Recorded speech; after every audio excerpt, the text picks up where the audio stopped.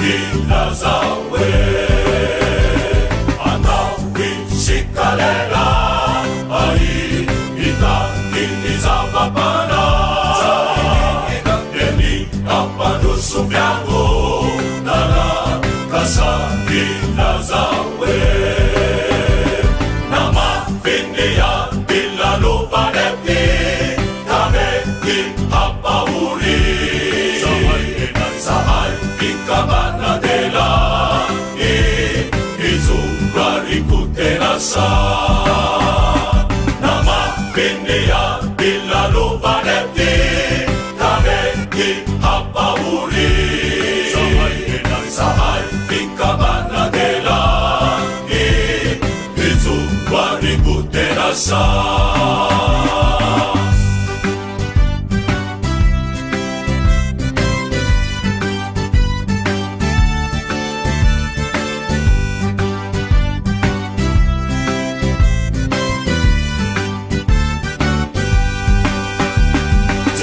Siloni Vyango Nana Nuhindu Manira Kana Yanau Luani Yako Nana Vaigana Denisa Jesus Siloni Vyango Nana Nuhindu Manira Kana Yanau Luani Yako Nana Vaigana Denisa Nama Vindia Bilalo Vanepi Kameki Hapauri Sahai Vikamana Dela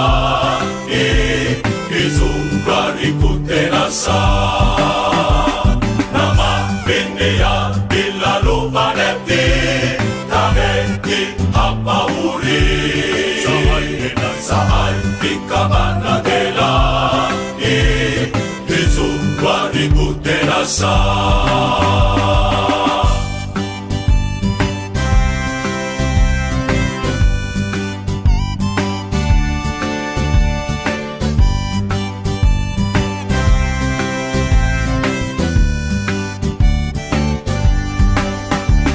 Batu Isani Kuya Dare Manini Zavapana Izaya Pandusu Vyango Nana Nutanya Vijinja Batu Isani Kuya Dare Manini Zavapana Izaya Pandusu Vyango Nana Nutanya Vijinja Nama Vindia Bilalo Vanepi Kameki Hapauri Sahai Vikamana Dela Izungari Kuterasa Nama Vindia Bilalo Vanepi Kameki Hapauri Sahai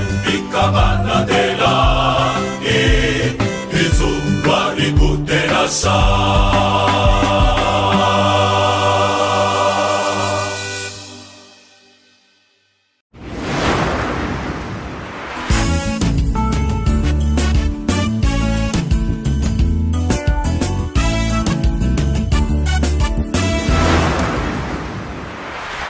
Hivavaka hisika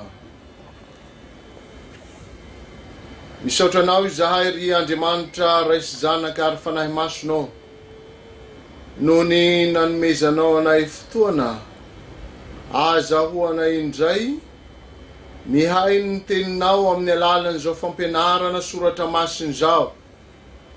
Misaotra anao izahay Jesosy satria tsy mamela anay hiady rery anao amin'ity fiainany ity fa miaraka aminay ary mampaheranay mandrakariva amin'ny alalany teninao. Zao fampianarana soratra masiny zao de handraisanay hery lehibe tokoa azahoanay mampitombo ny finoanay sy mampiorona anay ka handrosoanay amin'ny tsara mandrakariva. Saotra Jesosy eo. Amen. Miarahaba antsika rehetra amin'ny anaran'i Jesosy. Nahazo sy nahatratra ity fahafolo taona ny vondrona zanaky ny FLM ity. Mirary soa sahady ihany koa ho an'ny folo taona manaraka. Misaotra ny mpandahatra zay nanome anjara anay, ka ny anjara zay nalahatry ny mpandahatra tam'izany dia ao amin'ny Apokalipsy.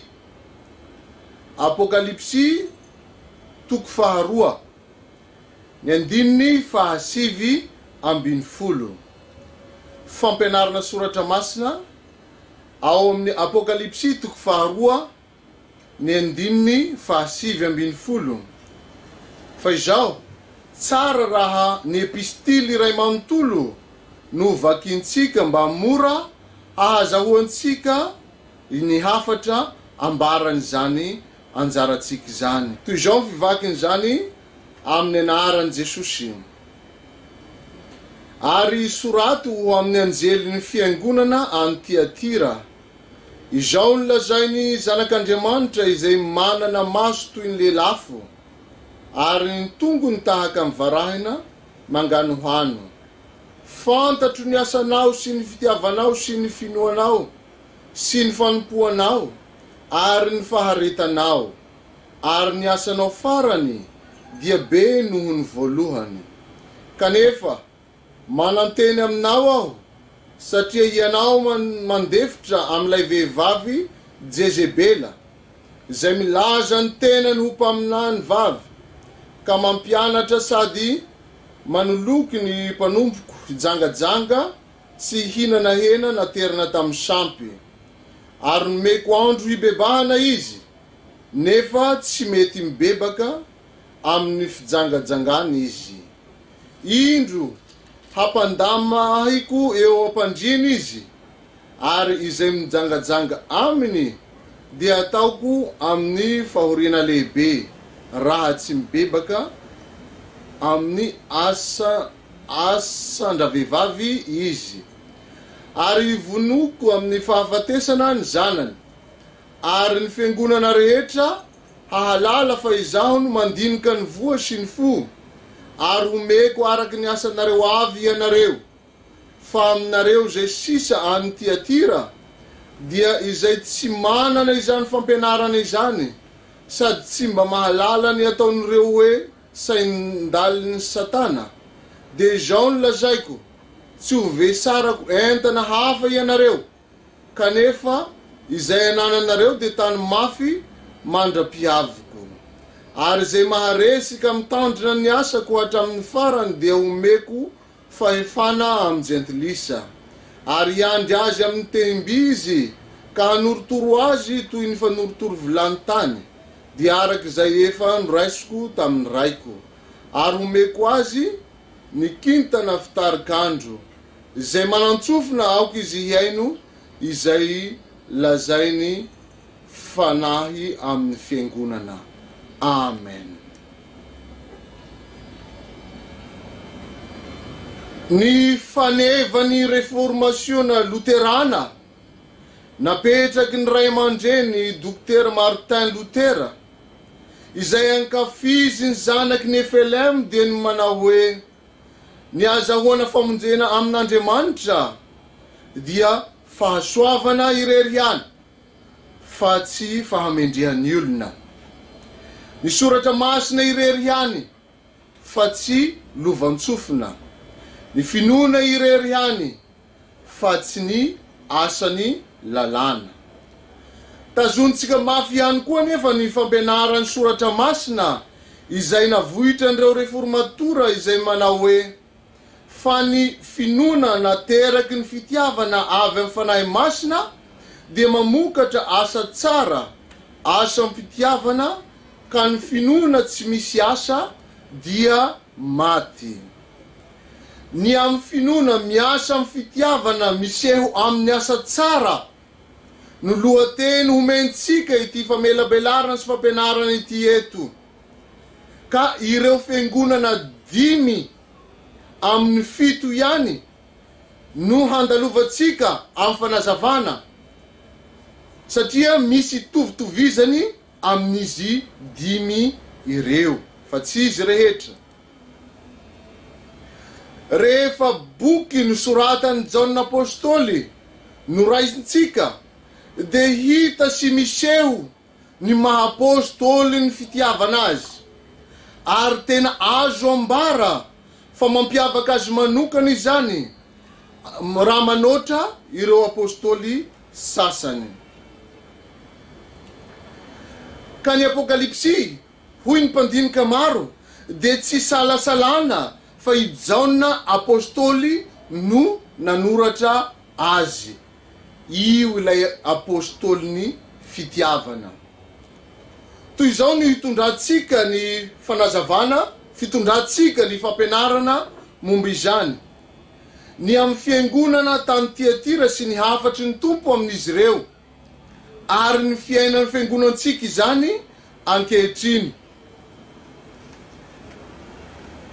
Satria anisan'ireo fiangonana 7 nahazo hafatra ny fiangonana tany Tiatira. Tsara raha mamintina fohifohy ireo zavatra nisy tany amin'izany toerana izany sika, tany amin'izany fiangonana izany sika, mba halalantsika ny tontolo nisy teo amin'ny fiangonana Tiatira io. Samy niaritra ny fahoriana sy fanenjehana ny fiangonana rehetra zay nandefasany Jaona apôstôly ireo taratasy ireo. Noho izany de tena fananarana sy fampaherezana ary famporosihana no nataony Jaona apôstôly ny tamin'izany. Tao Pergamosy dia nisy seza fiandrianan'ny Satana, zay toerana fanompo-tsampy lehibe, natanjaka ary betsaka ny olona zay nirohotra tam'izany. Ary nisy kristianina zay fantatra anarana no maty martiora tao. Niady sarotra ny fiangonana tam'izany, ary niady tamin'ny fakapanahy maro samihafa, indrindra fa ny handa an Jesosy no tena eo no nanery eny fakapanahy azy ireo. Natanjaka tokoa izany, ary ady mafy natrehan'ny fiangonana tao Pergamosy. Nisy ihany koa ny fampianarana sandoka izay nisisika tao amin'ny fiangonana, dia ny fampianarana Nikolaita izany, izay namela ny kristianina hihinana hena naterina tamin'ny sampy, izany hoe handray anjara amin'ny fanompoan-tsampy ary hijangajanga. Hitatsika izany araky ny apokalipsy 2 ny 7:12 sy ny 9:20. Ny ambadika izany dia ny fampiharoharoana ny fivavahana mba ho fiarovatena ny sasany eo amin'ny fanenjehana. Ny fiangonana tao Efesosy kosa de saro-piaro tokoa amin'ny fampianarana, kanefa efa niala tamin'ilay fitiavana voalohany araky ny lazainy apokalipsy 2:2-4. Ny fiangonana tao Sardisy de nanana anarana ho velona kanjo maty ihany. Apokalipsy 3:5. Ny fiangonana tao Laodikia de maty tsy nafana tsy nangatsika, kanefa natoko tena ho nanan-karena. Farany ny fiangonana tao Tiatira zay raisitsika, dia hoy ny hafatra Andriamanitra tokony hiazona mafy ny finony am'ireo fakampanahy ary mitoetra amin'ny fitiavana ny tompo mba hahatanteraka ny asa tsara. Tamin'ny taona 490 taorinan Jesosy Kristy zay nanjakany Emperora Domitian dia zao nataony lazainy ny tenany hoe ny tompo sy Andriamanitra. Ankoatrin'izay dia nasainy nanangana ny sarin'ny tempolo tsampy zay rehetra teo, ary nasainy natao toy ny fomba rehetra ka namonona biby ny vavahana mihintsy izy. Fa izay kristianina tsy nanaiky izany dia napangaina ho mpanao heloka bevava ary mpamadika ny fitondram-panjakana. Nentina teo amin'ny fitsarana izay tsy nanaiky izany, ary farafahamora ny sazy voaray tam'izany dia ravaina ny fananana ray amamtolo, gadraina, atao sesitany, ary matetiky mazana dia miafara amin'ny famonona. Raha atao in'izay mijery zany, ireo fiangonana ireo dia fiangonana niady tokoa, niady tamin'ny fangatsiahana sy ny fihemorana, niady tamin'ny fahajentilisana sy ny fampiharoharoana ny fivavahana, ka nila fananarana sy fampaherezana tokoa. Ny epistily rehetra ao amin'ireo fiangonana 7 zay soratany Jaona, nalefany Jaona ho an'ireo fiangonana 7 reo, dia ahitana matetika mifarana na lazaina koa izy rehetra dia mifarana amin'ny fampaherezana sy ny teny fikasana ho an'izay mandresy. Ilay teksta anjaratsika Apokalipsy 2 ny 9:7 ho vakitsika manokana eto dia zao amin'ny anaran'i Jesosy: fantatro ny asanao sy ny fitiavanao sy ny finoanao sy ny fanompoanao ary ny faharetanao, ary ny asanao farany dia be noho ny voalohany. Fa izao nefa ho raisitsika tsy kelikely ireo zavatra nisy rehetra tao Tiatira zay lazainy epistily eto, ka ahitantsika ny fitiavana amin'ny tompo miseho amin'ny asa tsara. Ity epistily ity no lava indrindra amin'izy rehetra, kanefa ny tanàna Tiatira no kely indrindra raha ampitahana amin'ireo tanàna voatanisy ireo. Napalaza indrindra ny Tiatira dia ireo fikambanany mpanao asa tanana maro tao an-tanàna. Matetiky izy ireo mikambana ka manao lanonana fiaraha-misakafo, ary kanefa ao anatin'izany dia misy endrika maro samihafa amin'ny fanatitra jentilisa, misy fahalovana maro samihafa zay iainana ao anatin'izany. Heverina fa maro amin'ireo kristianina tao an-tanàna no mambra amin'izany, ka tsy maintsy nitondra fakapanahy ho an'ny maro. Tonga olana lehibe izany amin'ny kristianina, izany fandraisana anjara teo amin'ny fiaraha-misakafo, amin'ny fitaoman-dratsy maro samihafa izany, ka tonga hatra amin'ny fijangajangana sy nandray ireo fampianaran-diso ny olona tam'izany. Ary io ny olana hitataratra eto amin'ity epistily ity. Jesosy zanak'Andriamanitra no manana ny fahalalana rehetra, manana maso toy ny lelafo, ka mahatsikaritra izay rehetra manohitra azy sy manao fahotana miafina rehetra. Fa na dia eo ary zany fahefany Jesosy tsara zany, dia mbola teny fangasitrahana no hitatsika eto amin'ity 9:7 amin'ny antsika ity. Nankasitraka ny asan'ny fiangonana tao Jesosy, ny fitiavany, ny finoany, ary nahitany fandrosoana tsara ihany koa ny asany. Io asa vokatry ny fitiavana ny tompo sy ny finoana io ny tian'ny tompo asongadina. Izay lazainy hoe fantatro ny asanao. Izany teny izany dia manambara fa tsy miafina amin'ny Jesosy ny asany olona rehetra ary ankasitrahany izany. Raha atao arabaky teny tsotsotra zao hoe fantatro ireo asanao, ka tsy milaza ny asa sasatsasany ihany izany, fa ny fiainana asa amin'ny fiainana iray manontolo, araky ny hita ao amin'ny Apokalipsy 12:2.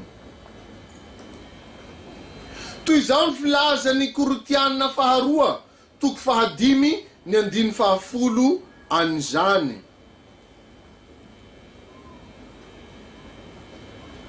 Amin'ny anaran'i Jesosy, fa isika rehetra dia samy tsy maintsy ho hita toetra miharihary eo amin'ny fitsarany Kristy, mba handraisan'ny olona rehetra izay zavatra nataony tenany dia araky izay nataony, na tsara na ratsy. Ny fitiavana dia mifototra amin'ny finoana izay miseho koa amin'ny faharetana. Izany rehetra izany dia mifanaraka amin'ny lazainy Galatianina 5:5 mivaky toy izao amin'ny anaran'i Jesosy. Fa ao amin'ny Kristy Jesosy dia tsy mahasoa na ny famorana na ny tsy famorana, fa finoana izay miasa amin'ny fitiavana. Io lay tsindrina tsara eto, fa finoana miasa amin'ny fitiavana. Ny fikelezanaina dia manambara ny asa maro izay natao tamin'ny fanoloran-tena sy ny fisasarana tokoa.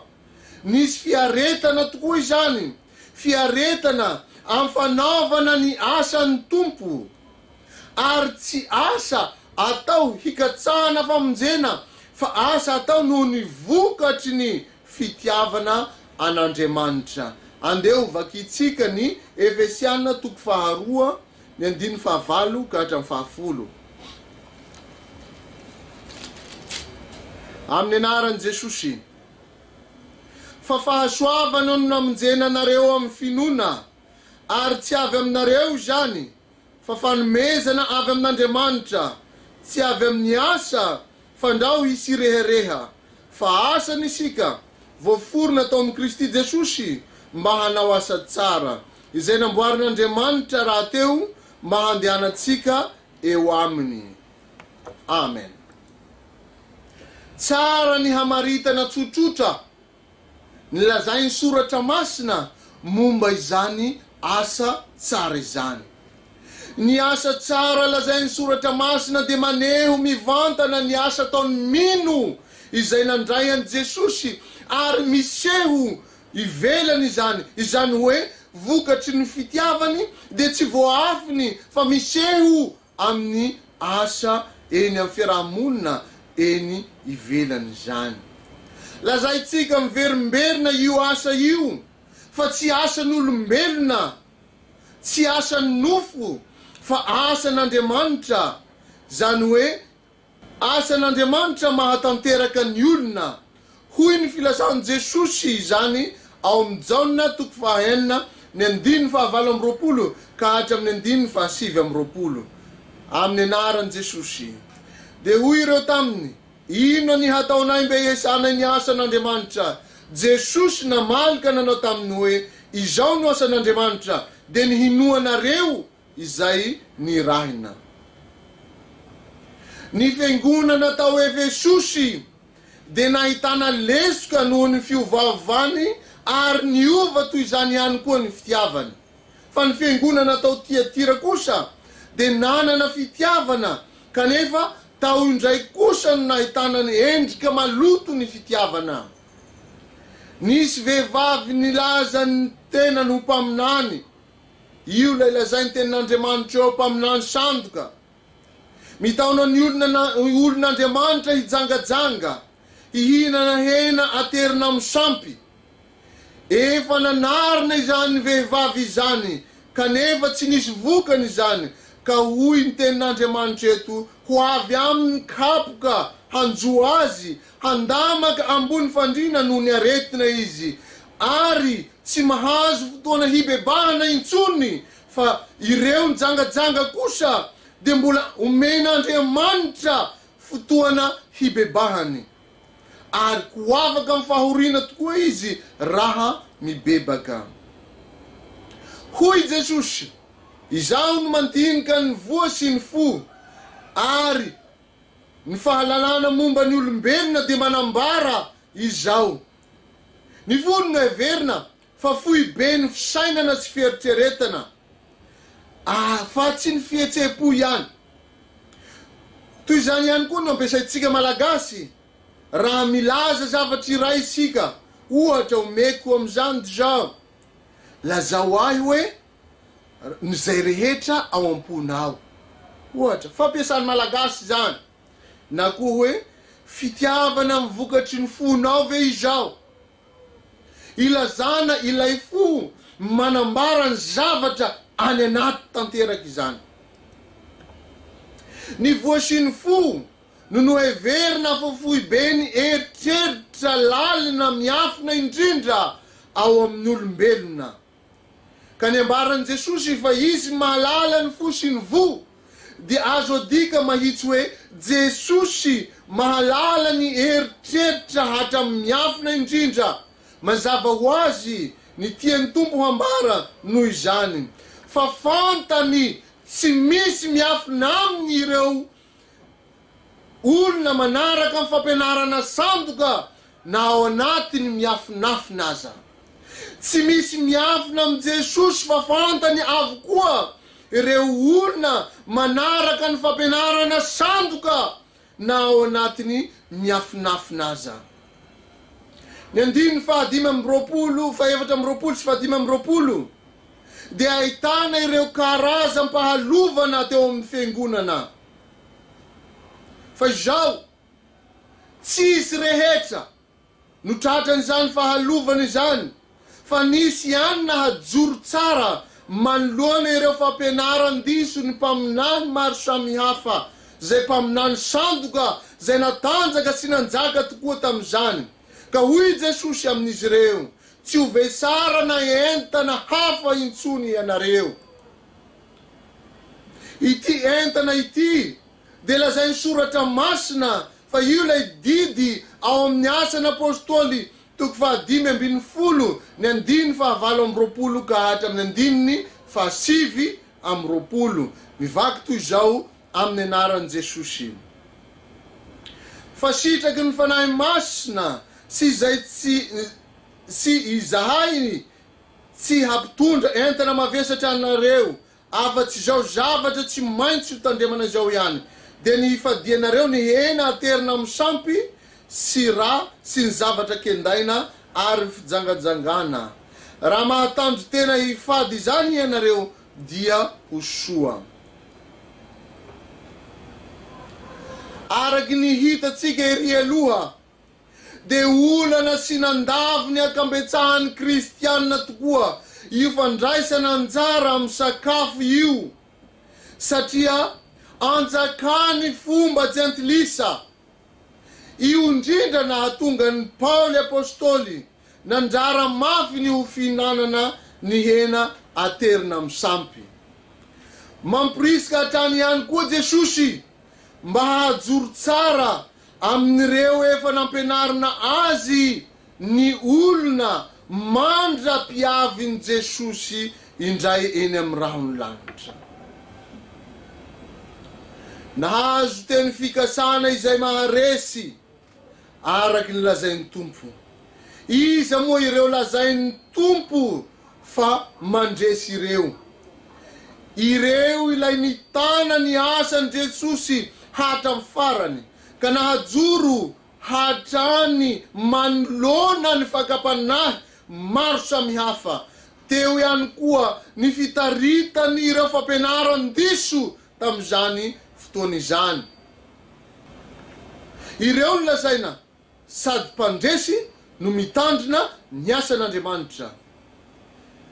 Rehefa tanteraka izany dia omen'Andriamanitra fahefana tanteraka amin'ny jentilisa izany mpandresy izany. Fahefana omen'Andriamanitra any fiangonana ny kristianina izay mandresy dia ny hery ny filazantsara izay toriana maneran-tany. Ny famaranana ny epistily eo dia nahitatsika fa tsindriny Jaona apôstôly tsara, fa tsy ho an'ny Tiatira ihany izao boky izao, fa ho an'izay mandre amin'ny fotoana rehetra. Tsy ho an'ny fiangonana tany Tiatira ihany izao epistily izao, fa ho an'izay mandre amin'ny fotoana rehetra. Ahoana ary ny fiainan'ny fiangonana ankehitriny izay mandre tokoa izany tenin'Andriamanitra izany, izay mino an'i Kristy noho ny asa ny fanahy masina mandresy lahatra ny amin'ny fitiavan'Andriamanitra ao amin'ny Kristy Jesosy, dia tariny izany fanahy izany hanana fitiavana, dia fitiavana ny tompo ny fiangonana ary ny olona rehetra na ny mino na ny tsy mino. Izany finoana omba ampitiavana izany dia miseho amin'ny asa tsara sy asa soa izay atao amin'ny faharetana, satria isedrana fahoriana sy fakapanahy maro samihafa. Ny finoana nefa dia velomy tenin'ny fahamarinana ka hitazonana ny fampianarana marina ny amin'ny tompo sy ny fiangonana. Mampitandrina ny fiangonana tany Tiatira ny tompo ny ampaminany sandoka sy ny mpampianatra sandoka, mba hijoro tsara izy ireo ka tsy hamily ny fampianaran'ny fiangonana ho amin'ny lalan-kafa. Tsy hafa amin'izany ihany koa fa mampitandrina antsika fiangonana ankehitriny Jesosy mba tsy ho voarebirebi nireo mpaminany sandoka sy fampianaran-diso samihafa maro ankehitriny. Betsaka ny milaza ny tenany ho mpaminany ankehitriny, na vavy na lahy. Mety mahasintona ireny, nefa lazain'ny tompo ho fijangajangana izany toy ny fanompoan-tsampy. Mety mampirisika amin'ny fitiavana sy ny asa tsara samihafa ireo, nefa tsy miorina amin'ny famonjena izay nataon'ny tompo fa amin'ny fototra hafa. Ohatra, tantaran-drazana na tontolo misy azy eo amin'ny fiarahamonina, dia hitondrany ny fampianarany ka hamiliany ny fampianarana mariny fiangonana. Melohiny tompo izany, melohiny Jesosy izany. Nasintonahy ity nolazainy ray aman-dreny anankiray tao amin'ny Facebook vetivety zay. Zao no lazain'io ray aman-dreny io ao amin'ny Facebook. Ina ny mahatonga ireo televiziona tsy miankina manasa ireo olona dala milaza ny tena ny fampaminany na Andriamanitra ireny, dia efa nidina ambany ve ny fotom-pisainatsika eto Madagasikara. Tsy zao no amaly azy, fa isika tsirairay samy manana valinteny ny amin'izany. Raha ny finoana miasa amin'ny fitiavana no venti-kafatry ny soratra masina eto, dia ho fampitsahivana antsika ireo niaina ny fiangonana Luterana Malagasy hatrizay zany, indrindra ny ao amin'ny sampana fifoazana izay mitarihiny ireo ray aman-drenintsika. Ny fifoazana no ahitana mivantana n'ilay fahafoizan-tena vokatry ny fitiavana amin'ny Jesosy. Hita ao amin'ny fampianarany fifoazana ihany koa ny fanoloran-tena amin'ny anjara asa mpanompona amin'ny fitiavana tsy mitady ny azy, tsy mikatsaka ny ho tombotsoany manokana, fa miasa vokatry ny fandresen-dahatra ny fitiavany Jesosy. Aseho ao ihany koa ny fahaizana miaina ara-tsoratra masina, ka miseho amin'ny fiainany ivelany izany, izay miseho amin'ny asa tsara hoeny amin'ny fiarahamonina. Izany ny tian Jesosy lazaina amin'ny fangasitrahana amin'ny anjarantsika eto, ka amerenany Jesosy, lazainy Jesosy fa fantatro ny asanao sy ny fitiavanao sy ny finoanao sy ny fanompoanao ary ny faharetanao, ary vintintsika amin'ny hoe ny finoana miasa amin'ny fitiavana miseho amin'ny asa tsara. Aiza ho aiza isika ankehitriny, betsaka ny fangapanahy amin'izao fotoana mahaory izao noho ny fahasahiranana. Ataovy tanteraka aminao le ilazainy Tompo hoe tany mafy izay anananareo mandra-piavoko ary izay maharesika mitandrina ny asako hatramin'ny farany dia omeko fahefana amin'ny jentilisa.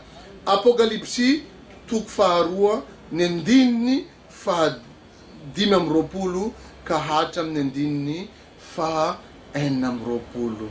Voninahitra ny ho an'Andriamanitra irery ihany. Hivavaka isika. Misaotranao izahay Jesosy Tompo noho ny izany fanomezanao anay, ny teninao, fampitsahivanao anay mandrakariva ny hijoroanay tsara manoloana amin'ny fampianaran-diso maro samihafa.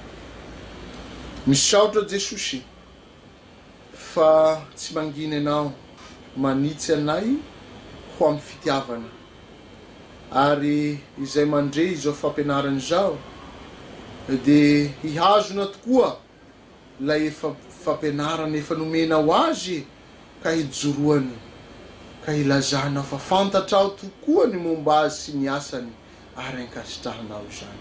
Saotra Jesosy Tompo. Amen.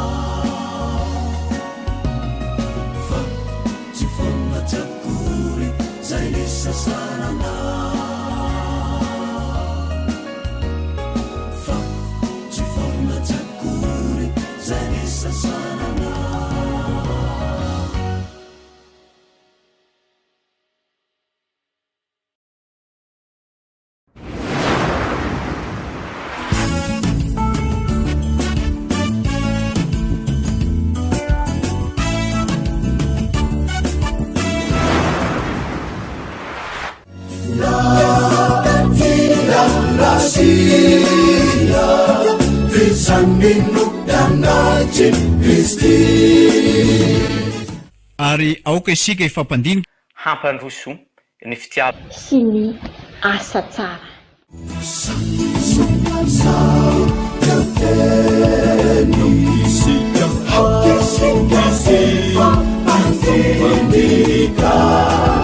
Hampandroso ny fitiava